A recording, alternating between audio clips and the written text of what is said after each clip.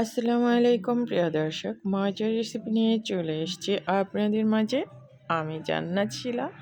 আজকে তৈরি করব, দেখেন, মুগ ডাল দিয়ে গুর্দা, ফেসকা, কলিজা ভুনা করব।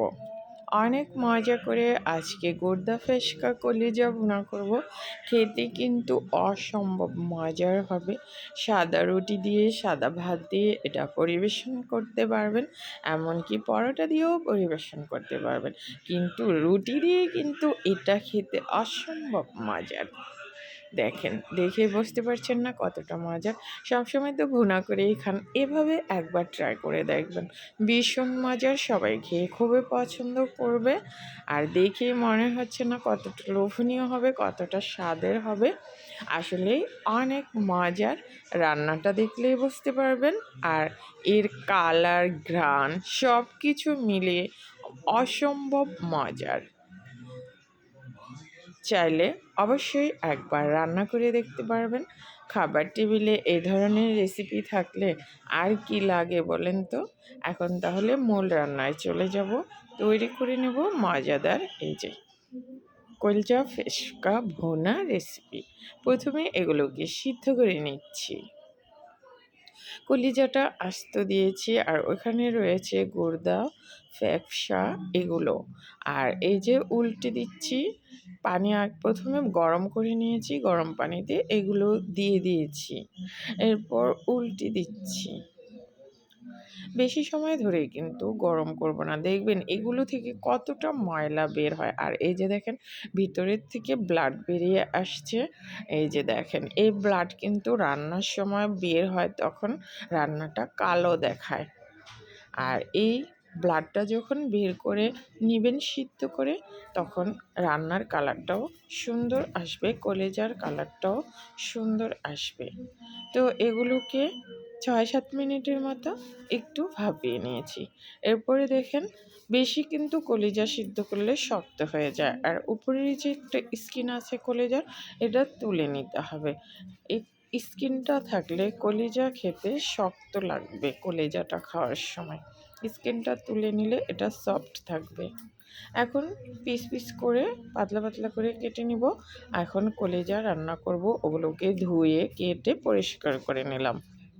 এবারে দিলাম 4টা শুকনো মরিচ, আর দারচিনি ছোট সাইজের 4 টুকরা দিয়েছি, জয়ত্রী ফুল অর্ধেক, আর দিয়েছি 6-7টা, 4টা লং দিয়েছি, সাদা এলাচ দিলাম 6-7টার মতো, একটু ফাটিয়ে দিয়েছি, এতে করে এলাচের সুঘ্রাণ বেরিয়ে আসে। তেজপাতা দিয়েছি 3-4টার মতো, আর 1 কাপ দিলাম পেঁয়াজ কুচি।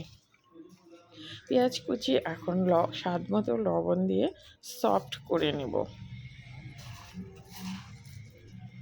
পেঁয়াজটা সফট হতে যতক্ষণ সময় লাগে, এরপরে 3টা কাঁচামরিচ মাঝখান থেকে ভেঙে দিলাম। পেঁয়াজ সফট হয়ে গেলে এখানে অ্যাড করলাম আদা আর রসুনের পেস্ট 2 টেবিল চামচ।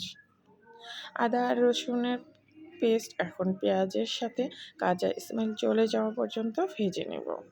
এরপর আদা রসুন রান্না করা হয়ে গেলে দিচ্ছি 1 টেবিল চামচ হলুদের গুঁড়া, 1.5 টেবিল চামচ, 1 টেবিল চামচ দিলাম মরিচের গুঁড়া, আর 1/2 টেবিল চামচ মরিচের গুঁড়া দিচ্ছি, 1 টেবিল চামচ ধনিয়ার গুঁড়া দিচ্ছি, 1/2 টেবিল চামচ জিরার গুঁড়া।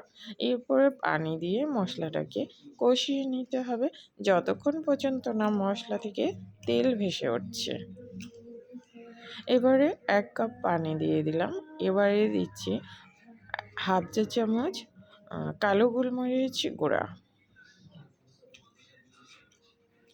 এবারে মিশিয়ে নিলাম। এখন দেখেন, এই যে মশলাটা থেকে তেল উপরে ভেসে উঠেছে। 3-4 মিনিট কষিয়ে নিলাম মশলাটাকে। এখন এই যে ধুয়ে রাখা কলিজা, গুর্দা এগুলো সব দিয়ে দিচ্ছি।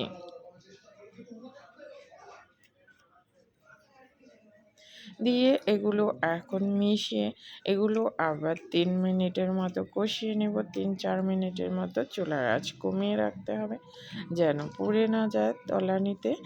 আর এই যে কষিয়ে নিলাম 3-4 মিনিটের মতো।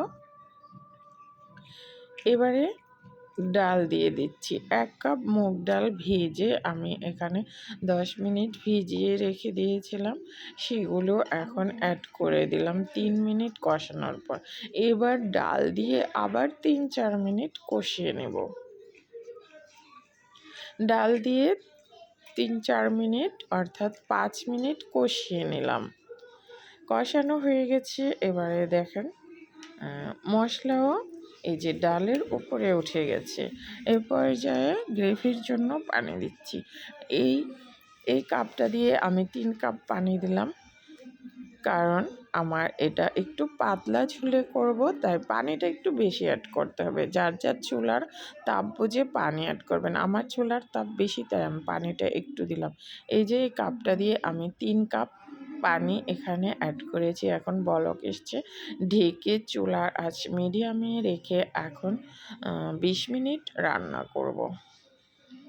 20 মিনিট 20 মিনিট রান্না করার পর এখন দিলাম ফ্লেভারের জন্য 4-5টা কাঁচামরিচ।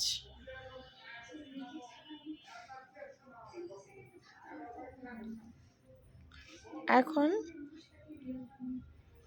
কাঁচামরিচ দিয়ে এখন দিচ্ছি 1 চা চামচ গরম মশলার গুঁড়া। এটা ফ্রেশ গরম মশলা, আমার হোমমেড। আর দিচ্ছি 1 চা চামচ, 1 চা চামচের একটু কম, হাফ চা চামচ ভাজা জিরার গুঁড়া। এখন নেড়ে চেড়ে মিশিয়ে আর 10 মিনিট রান্না করব। অর্থাৎ প্রথমে 10 মিনিট কষিয়ে নিয়েছিলাম, পরে 20 মিনিট রান্না করছি। এখন আবার 10 মিনিট রান্না করব, কারণ আমরা সিদ্ধ করে নিয়েছিলাম, কলিজা ফ্যাপসাগুলো। কারণ হচ্ছে এর জন্য রান্নাটা বেশি সময় লাগবে না। ডাল সিদ্ধ হওয়া পর্যন্ত রান্না করলে এগুলো সিদ্ধ হয়ে যাবে। এখন এই যে নেড়ে চেড়ে রান্না করে নিলাম। রান্নাটা আমার তৈরি হয়ে গেছে। এই যে দেখেন এই গ্রেভিটা কিন্তু টেনে গেছে। আমার এ পর্যন্ত রয়েছে। নামানোর পর আল্লাহ হাফিজ।